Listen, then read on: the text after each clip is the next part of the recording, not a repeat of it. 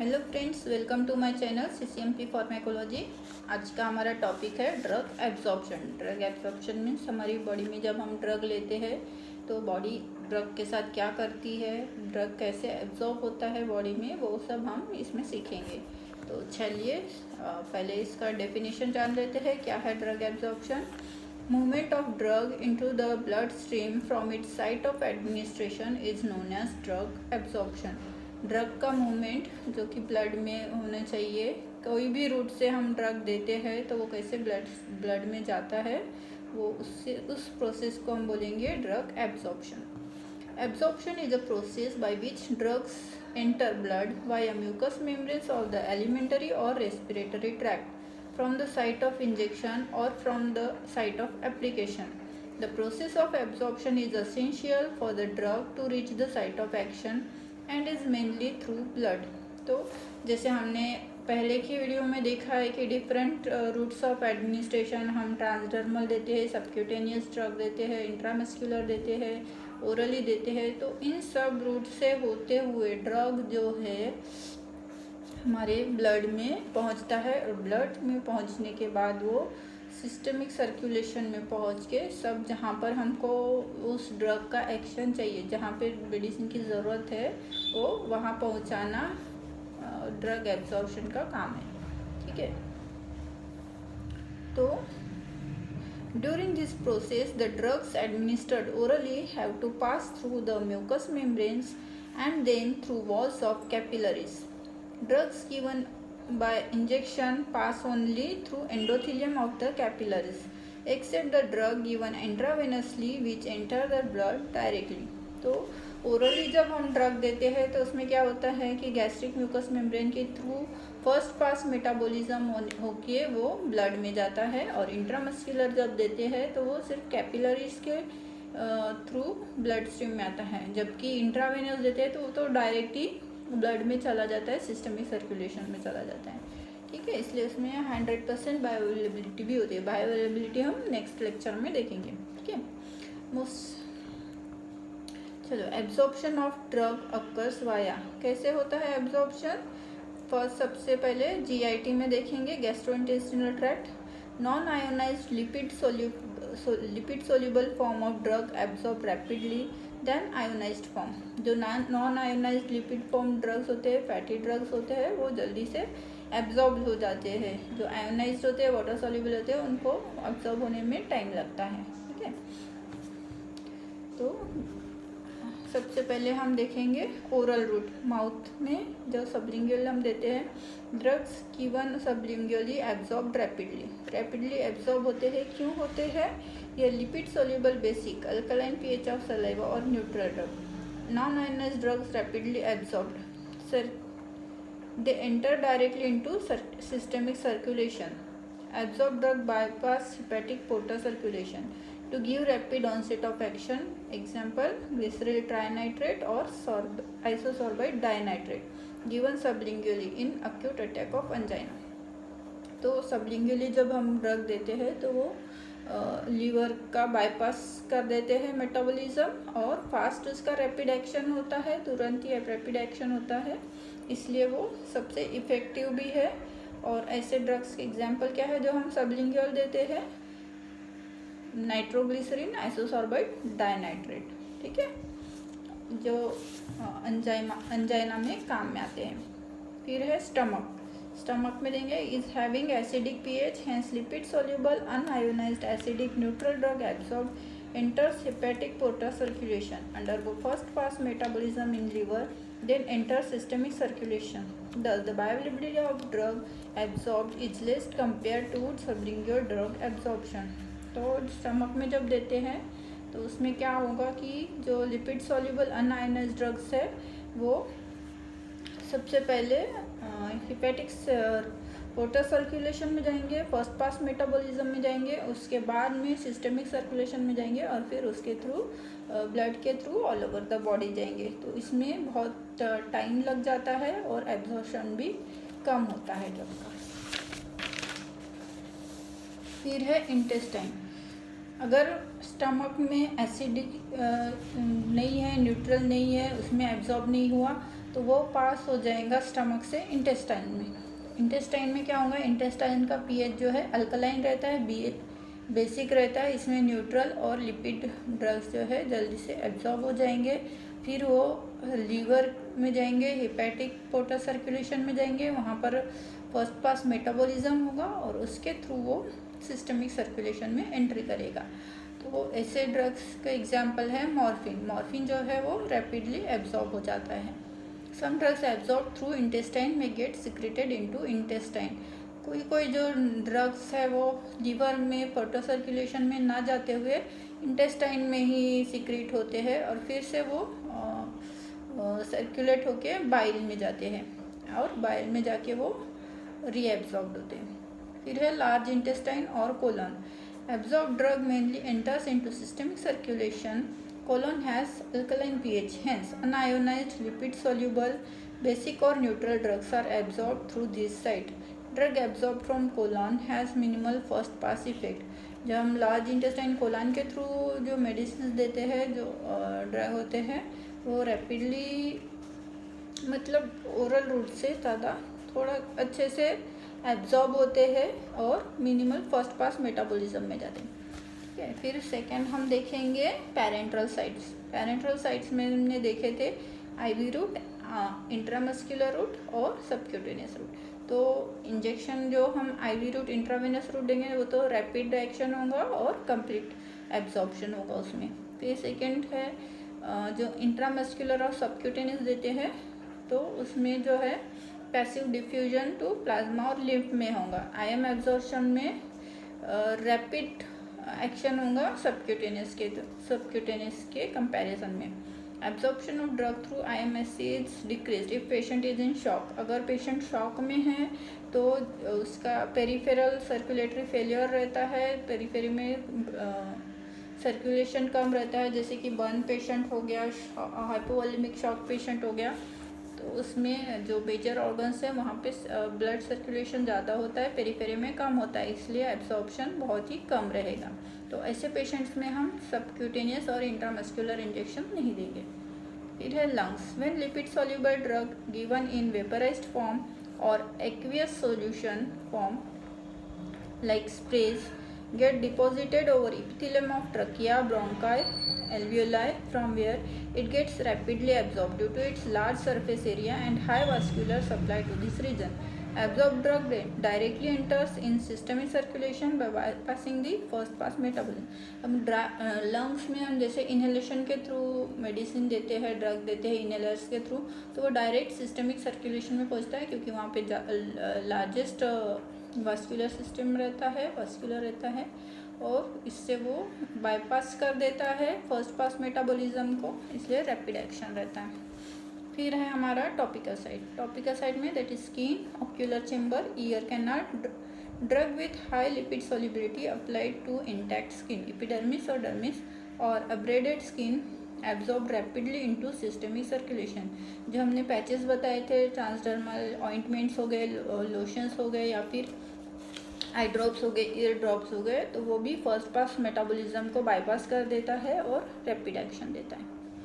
Ophthalmic drugs in the form of eye drops ointment absorb locally, produce action and enter systemic circulation. ये direct systemic circulation में enter हो जाते हैं। ठीक है, फिर हम देखेंगे factors modifying the rate of absorption are. अब क्या फैक्टर्स होंगे जो एब्जॉर्प्शन का मॉडिफाई करेंगे, रेट ऑफ एब्जॉर्प्शन मॉडिफाई करेंगे। तो सबसे पहले है route of absorption, oral. Various factors affect the absorption of orally administered drugs, जैसे कि प्रेजेंस ऑफ फूड। अगर फूड है स्टमक में तो वो जो है एब्जॉर्प्शन को डिले करेगा। Food delays gastric emptying, so absorption is slow down. फिर है certain drugs form unabsorbable complexes with food constituents, example tetracyclines with calcium present in milk. कुछ जो मेडिसिन है, ड्रग्स है, वो फूड के साथ भी इंटरैक्ट करते हैं, जैसे कि टेट्रासाइक्लिन जो ड्रग है, अगर हम दूध लेते हैं तो उसमें उसका पावर जो है कम हो जाता है। फिर प्रेजेंस ऑफ अदर ड्रग्स, अगर दूसरे ड्रग्स के साथ में अगर हम ड्रग्स लेते हैं, जैसे कंबाइंड 2-3 मेडिसिन एक साथ में ली, तो उससे भी काफ़ी फर्क पड़ता है। Formation of insoluble complexes when 2 drugs are given together, example tetracyclines with iron preparations and antacid.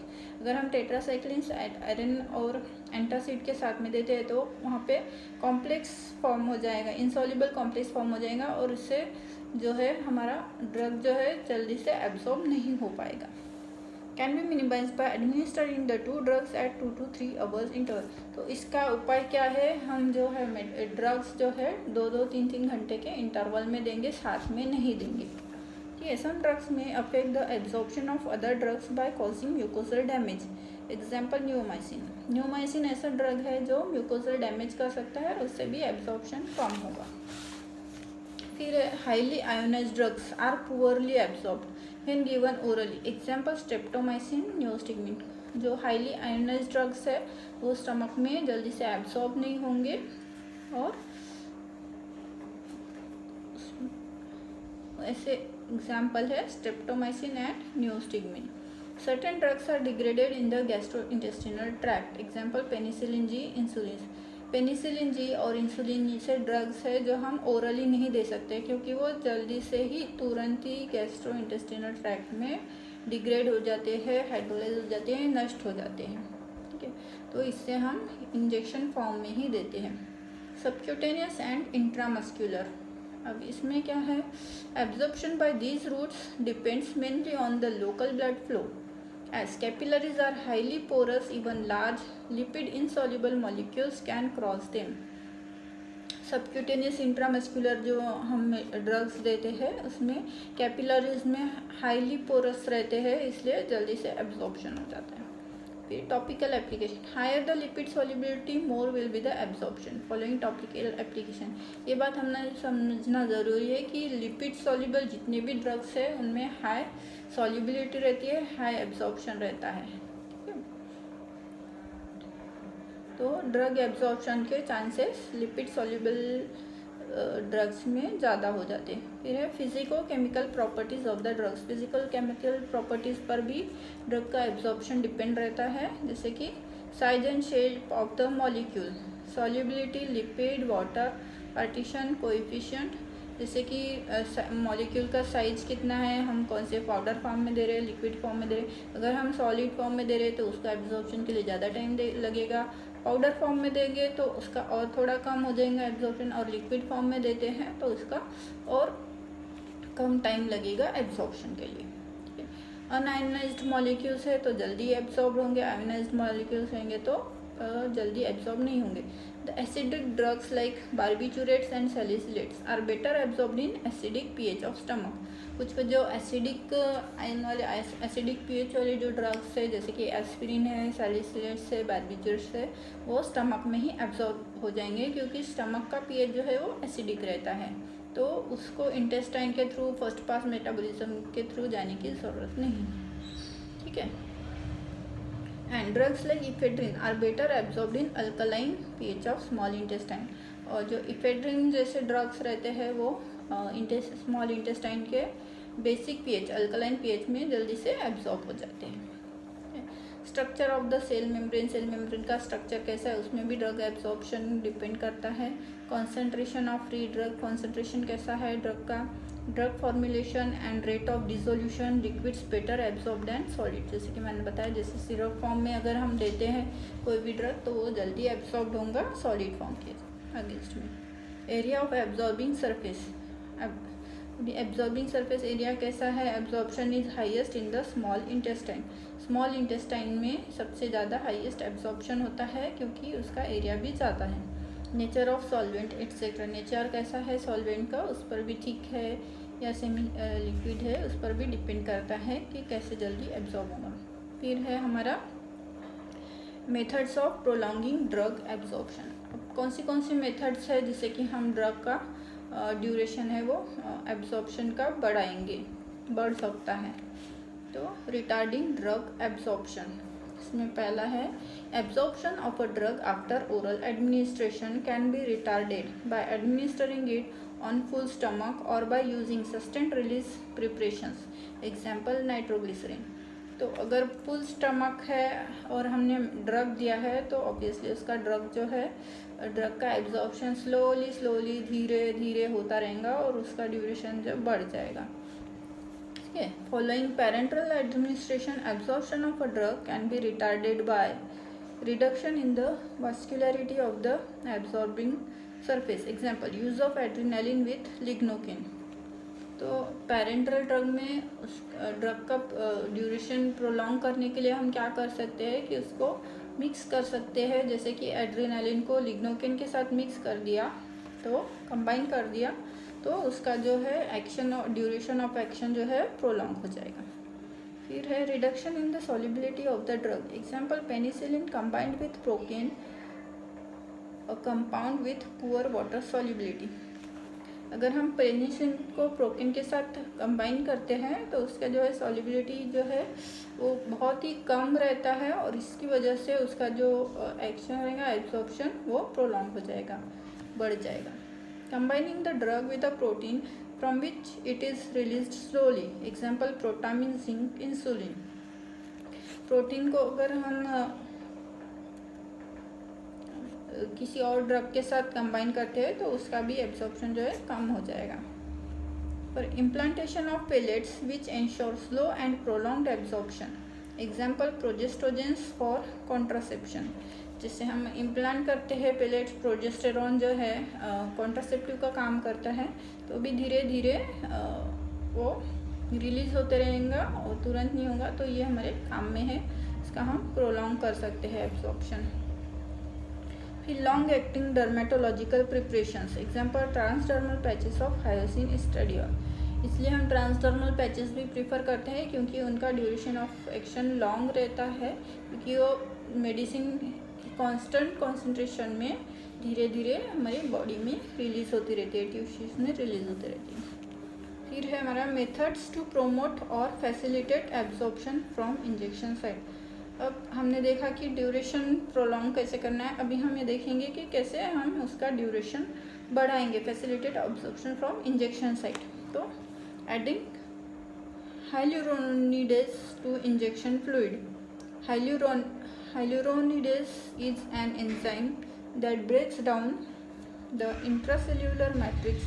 It increases the rate of diffusion of drug through interstitial spaces and speeds up the absorption from site of injection. अगर हम hyaluronidase injection fluid में mix करते हैं तो वो interstitial spaces को जल्दी से डिफ्यूज करता है और एब्जॉर्प्शन को स्पीड अप करता है। Increasing local blood flow by applying hot fermentation और डूइंग मसाज। अगर हम इंजेक्शन साइट पे हॉट फॉर्मेंटेशन करते हैं या फिर मसाज करते हैं तो उससे भी उसका एब्जॉर्प्शन जो है इंट्रामस्कुलर इंजेक्शन का ज़्यादा होता है। ठीक है, थैंक यू।